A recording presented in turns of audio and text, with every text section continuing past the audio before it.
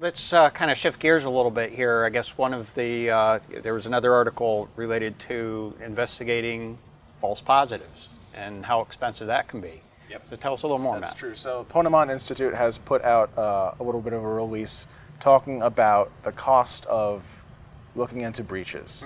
And it seems that an inordinate amount of money, $1.3 million per year on average, is being spent investigating just the false positives from IDSs, firewalls, other systems that are put in place to defend you. Now, there's always a sort of a balance to be struck, whether you want to have a system that over-reports and there are a number of false positives to make sure that you get all the true positives in there, right, or you under-report, you sort of make your rules a little less stringent in order to make sure that everything you're looking at is 100% solid gold, but you might miss a few things. Right. And I don't know that I feel that time spent looking at false positives is necessarily time wasted, but it's... So I think this is where 1.3 million? Yeah. Big deal. You know?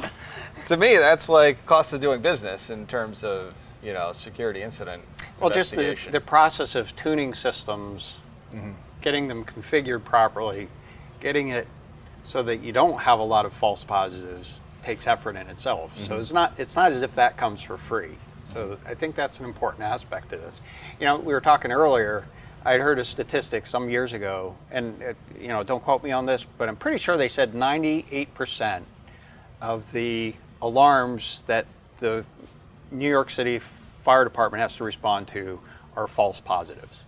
And I think that's one where it really kind of the rubber hits the road. Consider the alternative. Right. If they only responded to 2% of their alarms, thinking that that might be the 2% that's actually the right. That's not the right answer, obviously.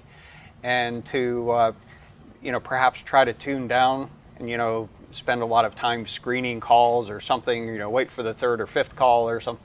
That's probably not the right answer. And it's the same kind of thing when you're looking at this kind of activity. That is, the more you can investigate, the better opportunity you have to actually have a good response to the ones that are really going to matter. So, I think the other way to look at this, to try to maybe look at it in a more positive way, consider those investigations as a practice activity. That is, if you're really running a decent enterprise, the number of real breaches is relatively small anyway.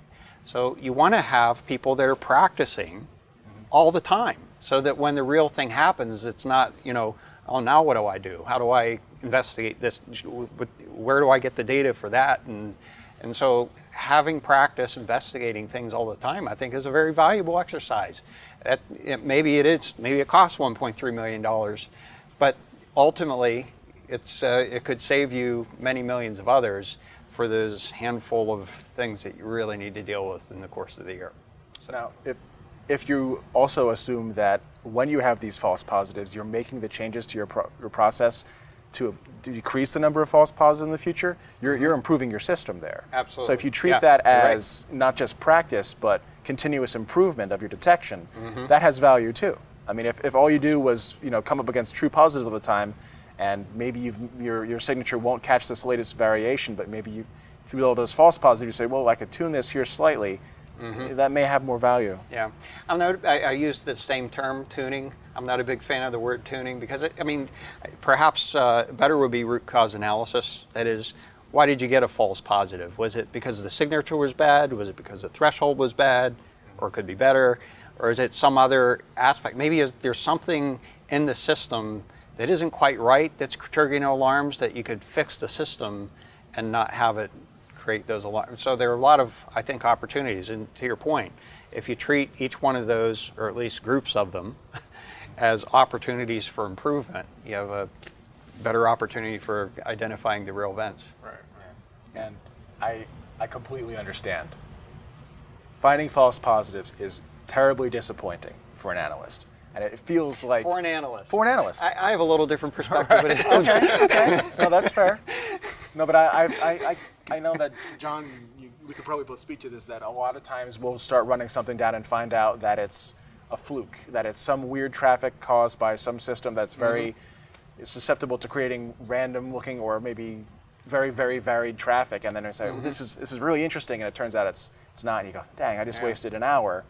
But I don't really see a great way around that besides continuous improvement of your own processes, which I think this will help with. Yeah, and I don't see it as a bad thing, because like you said, a few false positives every now and then is good, because every time you do it and you go through the process, you're just going to be faster and faster each next time, assuming the systems, can get you the data you need at whatever speed, so that might be a limiting factor. But I know when we hit false positives, maybe initially in looking at some kind of new event or alert we get, it might take a while to kind of get the data we need, but then the next time we see it, if it's a week later, we know what to go right for, and then you get kind of practiced at that. So, learning through false positives is not a bad thing. Yeah.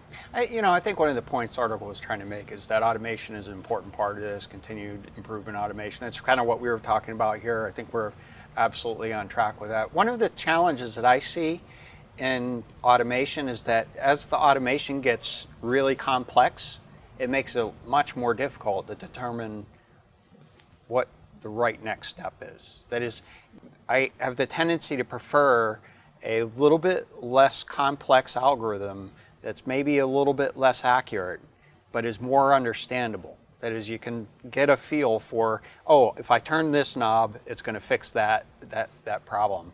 Whereas I've seen algorithms with so many knobs, and it makes it much more difficult to figure out, if I tune this one, well, who knows what else you cut out by turning that knob, perhaps even the wrong direction. So that's one of the other fundamental balances that I think is a bit of a, it's a challenge in the process of automation.